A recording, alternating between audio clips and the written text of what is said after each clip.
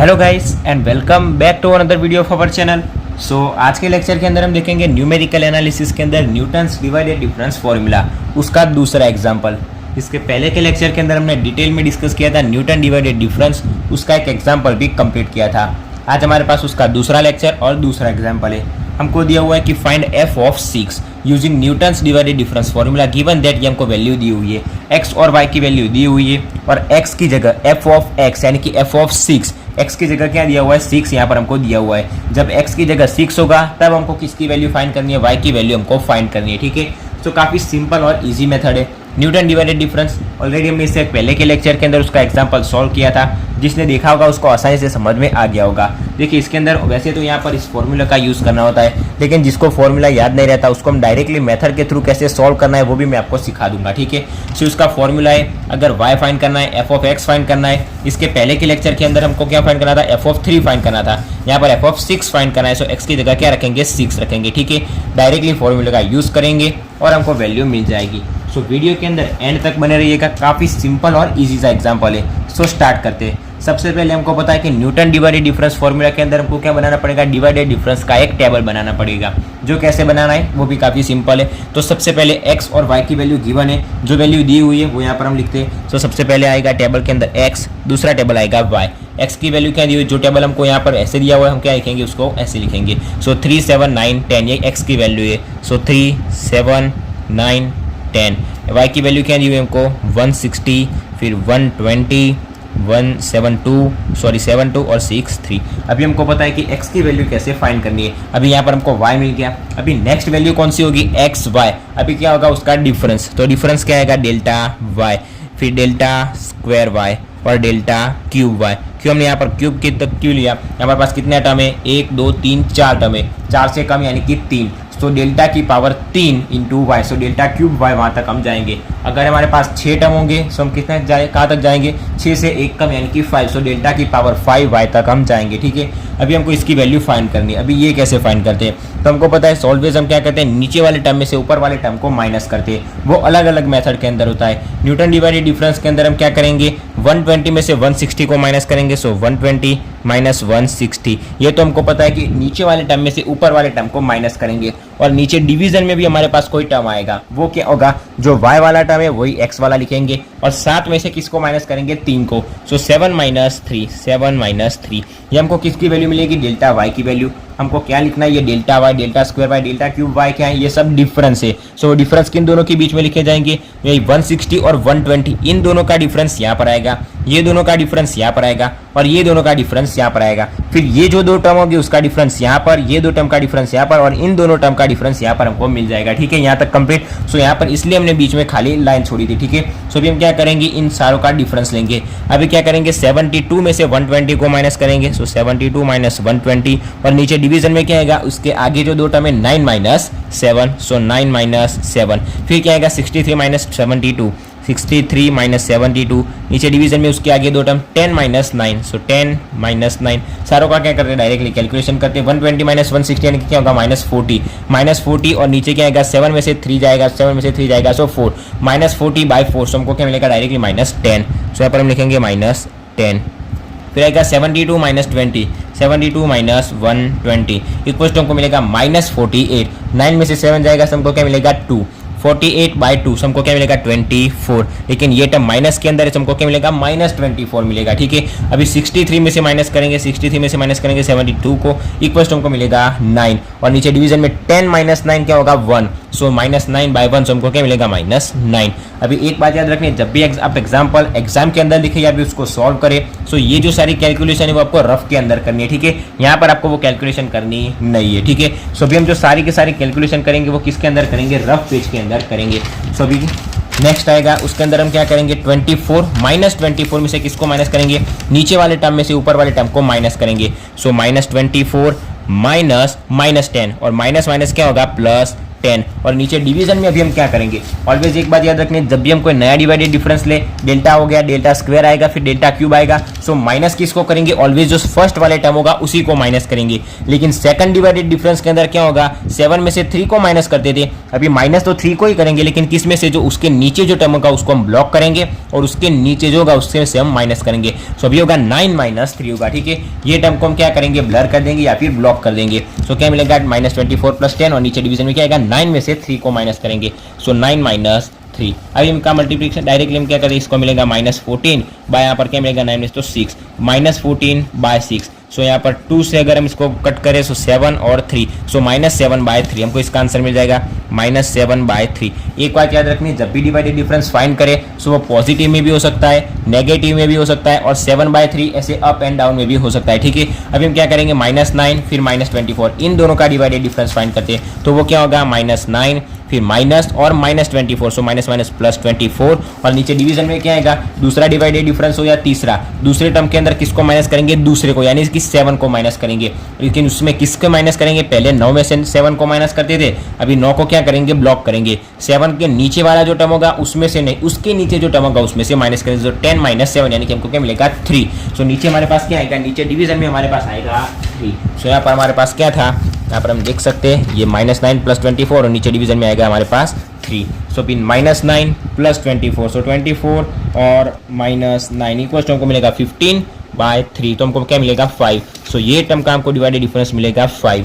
अभी हम क्या करेंगे, 5 में से इसको माइनस करेंगे और नीचे डिवीजन में किसको माइनस करेंगे, यहाँ पर नया डिवाइडेड डिफरेंस आएगा, सो माइनस किसको करेंगे, 3 को ही माइनस करेंगे। लेकिन किस में से माइनस करेंगे, दूसरा डिवाइडेड डिफरेंस था तो हमने 1 को ब्लॉक किया, अभी तीसरा डिवाइडेड डिफरेंस आ गया तो हम बीच में 2 टर्म को ब्लॉक करेंगे। सो 10 में से हम किसको माइनस करेंगे, 3 को माइनस करेंगे। सो 5 -7/3, नीचे डिवीजन में क्या आएगा, 10 - 3, ठीक है। सो हम क्या करेंगे, यहाँ पर 5 -7/3 तो +7/3 और नीचे डिवीजन में क्या आएगा, 10 - 3, 10 - 3 यानी कि क्या होगा, 7 होगा।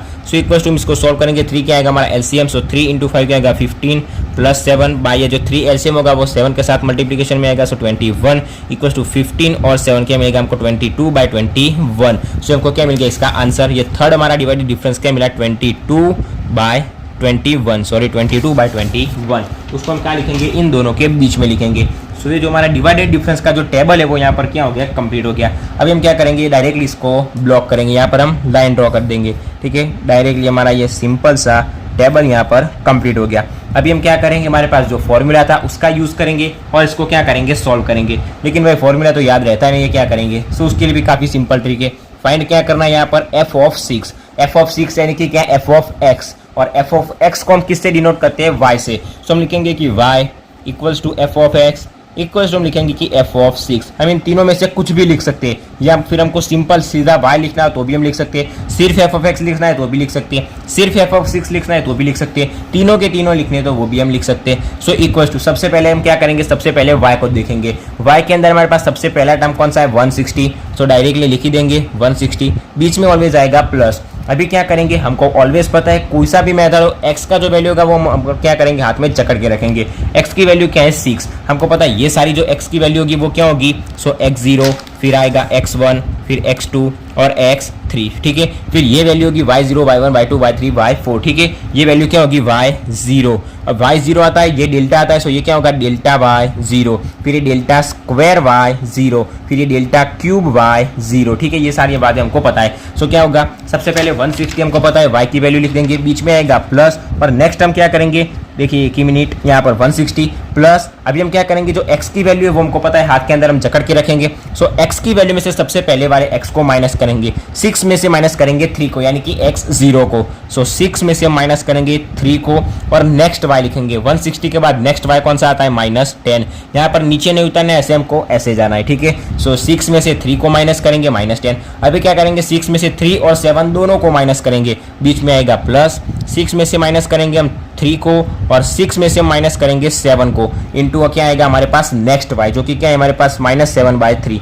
सो -7/3, बीच में आएगा प्लस। 6 में से माइनस करेंगे 3 को, 6 - 3, फिर 6 में से माइनस करेंगे 7 को और 6 में से माइनस करेंगे 9 को, इनटू मल्टीप्लिकेशन में क्या आएगा हमारे पास 22/21। अभी y की वैल्यू सारी खत्म हो गई, सो x की वैल्यू लेने की हमको कोई जरूरत नहीं है। मैंने आपको इसके पहले के लेक्चर में भी बोला था कि आखिरी वाला टर्म हमारे पास बचेगा, x में से हम 3 को माइनस करेंगे, 7 को माइनस करेंगे, 9 को माइनस करेंगे, लेकिन हम -10 को माइनस नहीं कर पाएंगे। क्यों? क्योंकि सारे के सारे y के टर्म क्या हो गए होंगे, कंप्लीट हो गए होंगे। ठीक है, सबसे पहले क्या करेंगे, y की वैल्यू रख देंगे, उसके बाद क्या करेंगे, x में से पहले को बात करेंगे, नेक्स्ट y, x में से पहले और दूसरे को माइनस करेंगे, नेक्स्ट y, x में से पहले दूसरे तीसरे को माइनस करेंगे और फिर क्या आएगा, नेक्स्ट y। अगर हमारे पास और भी टर्म है तो x में से पहले दूसरे तीसरे चौथे x को माइनस करेंगे और नेक्स्ट वाला y आएगा। ठीक है, यहाँ पर हमारे पास आखिरी y आ गया, लेकिन ये आखिरी x की वैल्यू नहीं आएगी। ठीक है, ये हमको याद रखना है। सो इक्वल्स टू, डायरेक्टली इसको सॉल्व करते हैं, 160 वैसे का वैसा, यहाँ पर -10, 6 में से 3 जाएगा सो 3 बचेगा,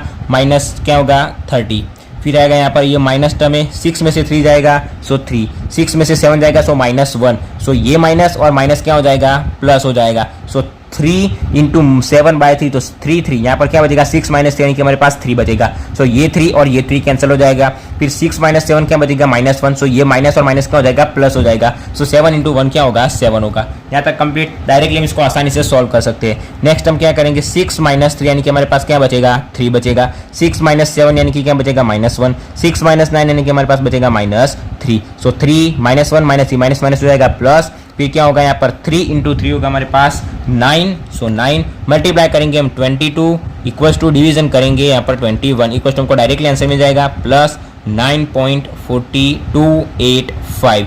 यहाँ तक कंप्लीट हो गया। क्या क्या यहाँ पर हमारे पास 3 इंटू 3 क्या होगा 9, फिर यहाँ पर -1 होगा तो माइनस हम कंसिडर नहीं करेंगे, लेकिन क्या होगा, सॉरी यहाँ पर माइनस आएगा क्योंकि एक -3 -1, सो सॉरी यहाँ पर प्लस ही आएगा, माइनस माइनस हो जाएगा प्लस, 3 इंटू 1 होगा 3 इंटू 3, 3 इंटू 3 होगा 9, उसको मल्टीप्लाई करेंगे 22 से, मल्टीप्लाई करेंगे 22 से इक्वल्स टू उसका डिवीजन करेंगे 21 से। ठीक है, सो 198 उसको डिवाइड करेंगे 21 से, सो हमारा आंसर आ गया कि 9.4285। ठीक है, सो ये सारी हमारे पास कैलकुलेशन हो गई। अभी हम क्या करते हैं, जहाँ पर प्लस है उसका एडिशन करते हैं, माइनस है उसका क्या करते हैं, सब्सट्रैक्शन करते हैं। सो ये वैल्यू उसके अंदर हम क्या करेंगे, प्लस करेंगे 7 को, फिर प्लस करेंगे 160 को इक्वल्स टू, और ये मतलब माइनस है सो माइनस करेंगे 30 को, सो इक्वल्स टू हमको आंसर क्या मिल जाएगा 146.42 इक्वल्स टू 146.4285। किसकी वैल्यू फाइंड करनी थी, f(6) की वैल्यू, ये हमको यहाँ पर मिल गई। ये क्या आ गया, हमारा आंसर आ गया। काफ़ी सिंपल और इजी तरीके से क्या फाइंड करना था, हमको f(6) की वैल्यू फाइंड करनी थी, तो वो वैल्यू यहाँ पर हमको मिल गई। अभी कंप्लीट कैसे करेगी, हमारा आंसर सही है या गलत है। ठीक है, सो क्या करेंगे, x की वैल्यू यहाँ पर क्या है, हमारे पास 6 है, x की वैल्यू 6, ये सारे टर्म हमको दिए हुए थे, x की वैल्यू 3, 7, 9, 10, तो 6 कहाँ पर आएगी, सो 3 और 7 दोनों के बीच में क्या आएगा, 6 आएगा। सो y की वैल्यू भी 160 और 120 दोनों के बीच में आनी चाहिए। सो क्या वैल्यू 146.4285, यानी कि 120 और 160 के बीच में क्या आ जाता है, 146 ये वाला टर्म आ जाता है। ठीक है, ऐसी बात नहीं होती कि पॉइंट के अंदर ना मिले, कोई भी हमारा टर्म होता है पॉइंट के अंदर भी मिल सकता है, जैसे कि 7/3, जब हम 7/3 करेंगे तो हमको क्या मिलेगा, सॉरी 7/3 करेंगे तो हमको आंसर पॉइंट के अंदर मिल जाता है। ठीक है, सो सारे आंसर जो होते हैं वो पॉइंट के अंदर मिलते हैं, ऐसा नहीं कि ये 4 टर्म हमको पॉइंट के अंदर नहीं मिले, सो ये 6 की वैल्यू भी हमको पॉइंट के अंदर नहीं मिलेगी, मिल सकती है। ठीक है, ऑलवेज हमारा आंसर हम क्या करेंगे, ऐसे कंप्लीट करेंगे कि जब x की वैल्यू इन दोनों के बीच में होगी तो y की वैल्यू भी क्या होगी, इन दोनों के बीच में ही होगी। सो यहाँ पर हमारा जो दूसरा एग्जाम्पल था वो क्या हो गया, कंप्लीट हो गया। आसानी से हमने यहाँ पर कंप्लीट कर दिया। इसके नेक्स्ट लेक्चर के अंदर हम एक और एग्जाम्पल देखेंगे न्यूटन डिवाइडेड डिफरेंस फॉर्मूला का। आज के लेक्चर के अंदर यहाँ तक। आशा रखता हूँ कि आपको पूरा का पूरा एग्जाम्पल आसानी से समझ में आ गया होगा। ठीक है, वीडियो अच्छा लगा हो तो वीडियो को लाइक करना, शेयर करना और चैनल को सब्सक्राइब भी जरूर से कर देना। So thanks for watching guys.